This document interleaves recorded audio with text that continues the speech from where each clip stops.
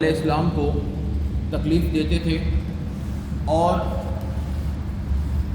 اپنی کامیابی کی وجہ یہ سمجھتے تھے کہ چونکہ ہمارے پاس مالداری ہے، چونکہ ہمارے پاس مکے میں عزت ہے، اللہ رب العزت نے جس نے بھی دے رکھی ہے، تو ہمارے پاس مال ہے، عزت ہے، اس وجہ سے مطلب یہی ہے کہ ہم حق پر ہیں، اور چونکہ تمہارے پاس طاقت نہیں ہے، مالداری نہیں ہے، اس کا مطلب یہ ہے کہ تمہارے ساتھ میں حق نہیں ہے۔ انہی کا رد کرتے ہوئے اللہ رب العزت نے قرآن مجید میں ارشاد فرمایا فَأَمَّا الْإِنسَانُ إِذَا مَا ابْتَلَاهُ رَبُّهُ فَأَكْرَمَهُ وَنَعَّمَهُ فَيَقُولُ رَبِّي أَكْرَمَنِ، کہ جب انسان کو اللہ رب العزت اس انداز میں آزماتا ہے کہ اس کو عزت دیتا ہے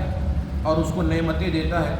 تو وہ یہ کہتا ہے کہ میرے رب نے مجھے بڑی عزت دی ہے۔ یعنی اللہ رب العزت مال اور عزت کے ذریعے سے اس کو آزمائش میں ڈالتا ہے، تو اس کو یہ گمان ہوتا ہے کہ رب کے یہاں پر میری بڑی عزت ہے، وجہ یہ ہے کہ مجھے مالداری ملی ہے،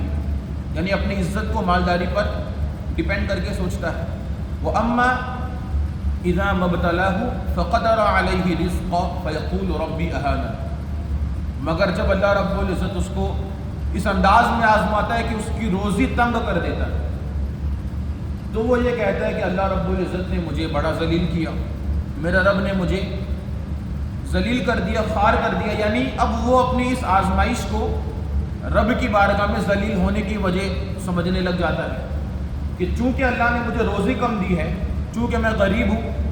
مالدار نہیں ہوں، اس وجہ سے میں اللہ کی یہاں پہ معزز نہیں۔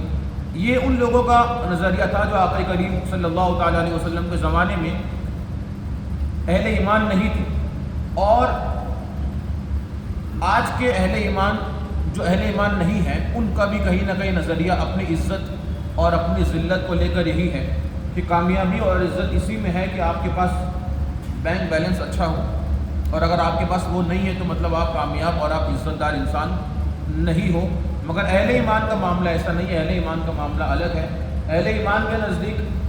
یہ جو بھی مالداری ہے یا غریبی ہے، یا تمام کی تمام اللہ رب العزت کی جانب سے آزمائش ہے، نہ ہی مالداری کسی انسان کے اچھے ہونے کی دلیل ہے، اور نہ ہی غربت کسی انسان کی بے عزت ہونے کی علامت ہے۔ کبھی کبھی مالداروں کے یہاں پر بھی ایسے معاملات ہو جاتے ہیں، بس اللہ خیر فرمائے کہ اس کی مالداری ہی اسے چھپائے رکھتی ہے، اور غریب عزت دار ہونے کے باوجود، سمجھدار ہونے کے باوجود، چونکہ پیسے نہیں ہوتے اس لیے اپنے آپ کو کھل کر سامنے لا نہیں پاتا ہے۔